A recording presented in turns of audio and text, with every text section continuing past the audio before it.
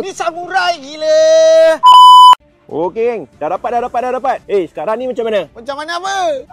Okey. Aku buat. Aku tahu aku buat. Aku saja je. Aku nak bagi dia marah je.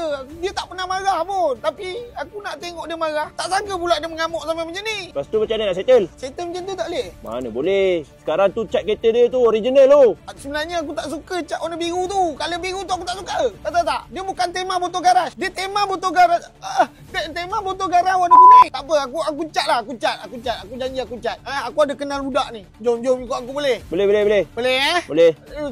Kira settle ni Kira settle. Okey, jom sana. Okey, sekarang kita dah sampai SMZ Auto Spray. Kereta dia pun aku dah towing kat dalam. Sabarlah. Aku dah bawa pergi kedai cat dekat SMZ Auto Spray Meru. Okey, walaupun dia boleh hilang tapi aku tak nak color ni. Ni tengah buka-buka barang. Nanti aku akan pastikan kereta ni cantik. Macam mana rupa paras dia, color apa, korang tunggu. Aku akan update dari masa ke semasa. I know I should sleep, but the voices in my head go.